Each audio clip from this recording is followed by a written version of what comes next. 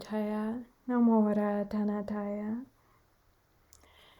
Walking in the footsteps of great Theri Sanghamittā, offered in commemoration of the Sanghamittā Day full moon. Inspiration is of enormous meaning in human life, a priceless treasure. In times of darkness, trials, and turmoil, bright examples are our guiding lights, our companions, Kalyanamitta, both by day and by night. The Buddha highly recommended looking often to good role models and developing skill in contemplating them, both for his left-home monastic and householder disciples, commending the qualities of his luminary disciples of all four parisa or assemblies. Each was considered noble, meaningful, and worthy of remembrance. This is truly one of the great treasures of Buddhism, it being, in its ancient traditions, rich with role models of fully awakened and self-liberated women sages, leaders, teachers, and exemplars of all walks of life. Early Buddhist teachings might be unparalleled in world traditions in this regard. These teachings, examples, and practices are full of power, capable of coming alive in our lives when we turn our minds and hearts towards them. I found the Pali text Buddhist traditions to be especially rich in records of great awakened women, from their teachings and their hagiographies in the Pali text canon to their life stories in the Pali text commentaries and in the Pali text chronicles passed down in Sri Lanka, where we find the life stories of such great women after the time of the Buddha, most well known among them the princess daughter of the Emperor Ashoka, the great Bhikkhunī Sanghamittā, who we commemorate today. In the Sinhala Pali text chronicles, such as the Dipavamsa, Mahavamsa, and Mahabodhivamsa, Sanghamittā Theri's story is embedded within the story of another great lady, sometimes said to be Sri Lanka's first arahant, Anula Devi. Often called Queen Anula, she was the Uparani or vicereign of Sri Lanka.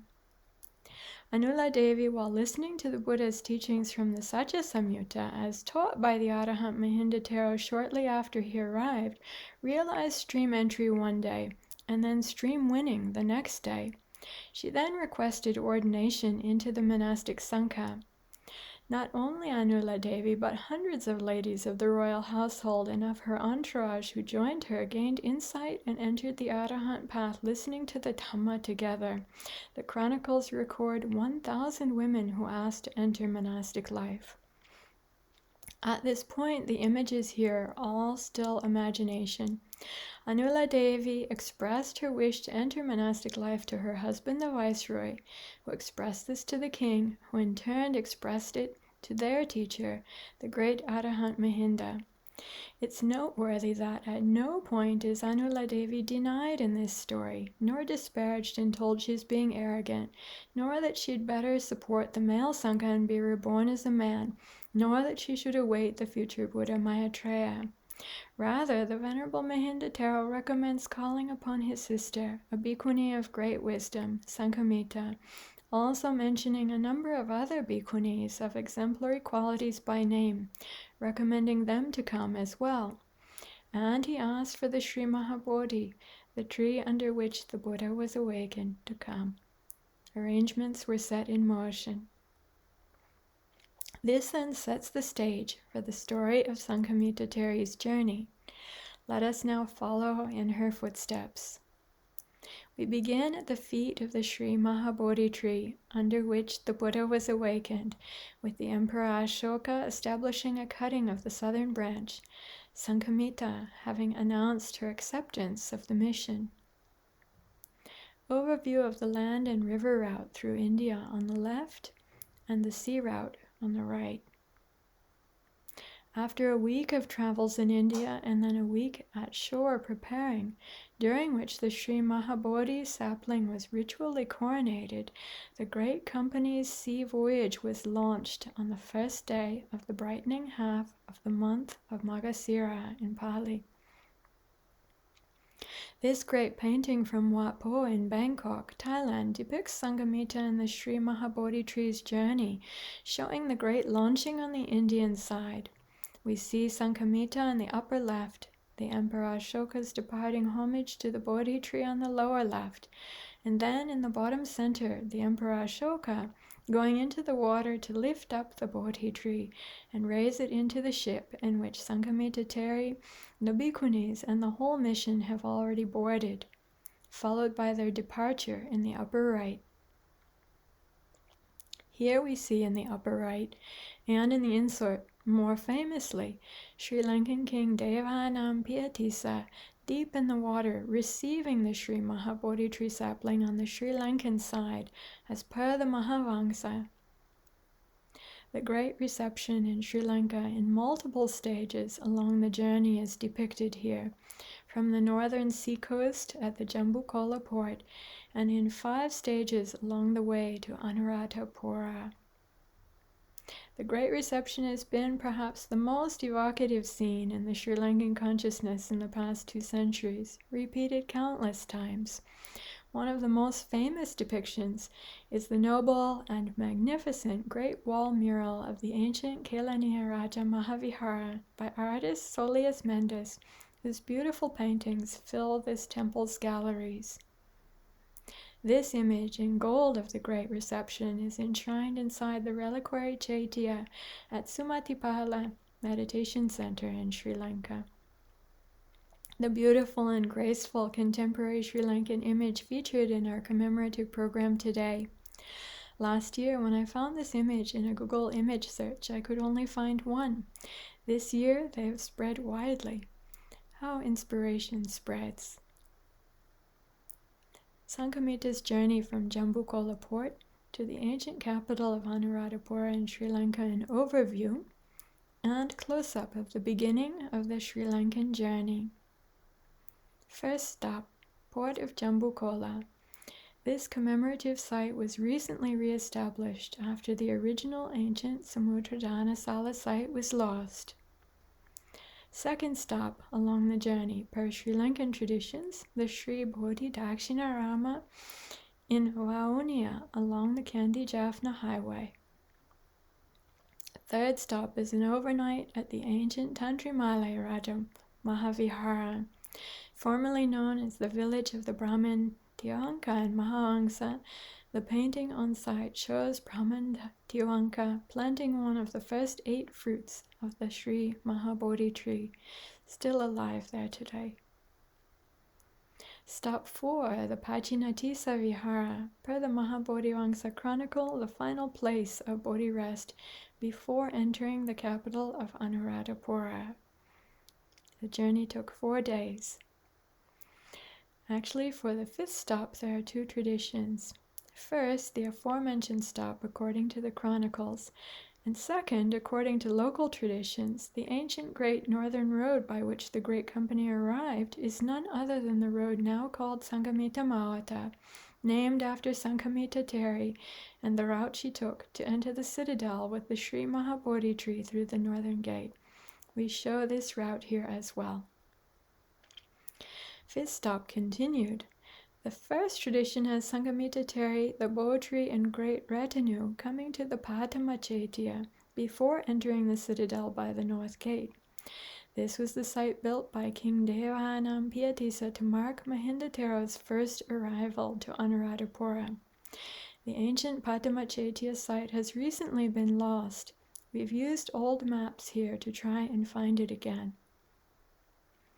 The second tradition, which has Sanghamittā Therī and the Great Company entering directly via the Great Northern Highway. When mapping Sanghamitta's journey, I noticed that the formerly royally endowed Ashokarama Purana Bhikkhuni Arama near Pangulia village is just to the east of Sanghamittā Mawata Road and just adjacent to the Mawata Oya stream. According to the chronicles, Sanghamitta's ancient monastery where she sought seclusion, previously the Royal Elephants Resort, in a cool area away from the city with flowering kadamba bushes, so named, the Hatalakarama or Hatalaka Vihara, was bordered on by the Mawatu Oya, formerly named Kadamba River.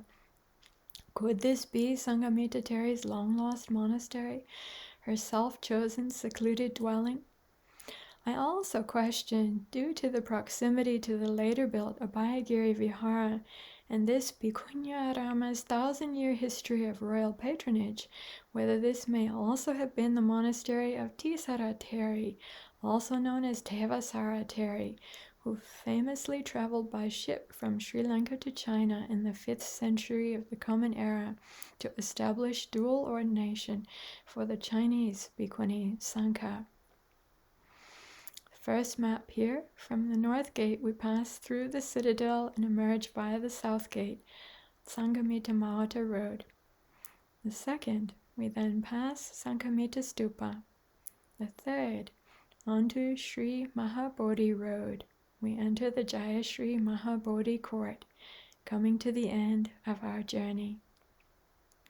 Mahindotero and Bhikkhus and King Devanam Piyatissa on left, with Sanghamittā Theri and ladies of the royal household on right, established the Jaya Sri Mahabodhi in Anuradhapura, with leading families from around the island joining in. The establishment of the Jaya Sri Mahabodhi lasted for 1 week and was followed by Bhikkhuni ordinations, with Anula Devi and co. under Sanghamittā Theri, and Bhikkhu ordinations with Maharita and co.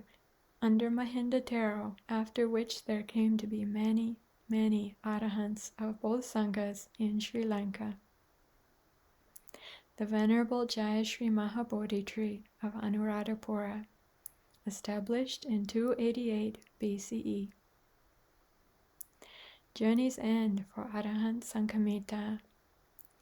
Sanghamittā Stupa was built over great Arahant Theri Sanghamitta's chosen cremation place by King Uddiya in the 9th year of his reign, 203 BCE. She entered Parinibbana 1 year after her brother, the great Arahant Thero Mahinda. She was 79 years old. The location chosen by her for her cremation per the chronicles was to the east of Tuparama and previously within sight of the Jaya Sri Maha Bodhi tree. Journey's end for Anula Devi. The Anula Devi Chaitya, unrestored, in Mahintale area outside Anuradhapura. Established in commemoration of Sri Lanka's first Bhikkhuni Arahant, Anula Devi, by Queen Vihara Mahadevi in the 2nd century BCE. I'd like to offer my special appreciation to Vihara Mahadevi, a restorer of the traditions of great Arahant Theri Sanghamittā and Anula Devi in Anuradhapura, after they'd been disrupted in the 2nd century BCE. She was a princess, then a queen, and then also became a bhikkhuni in her later life, restoring and then passing on the Dipavamsa tradition of Sadhamavamsa Kovida bhikkhunis, the lineage of bhikkhuni teachers, leaders, and historians of Sri Lanka, which then lasted for more than 1,000 years after her time, and is now once again re-arising.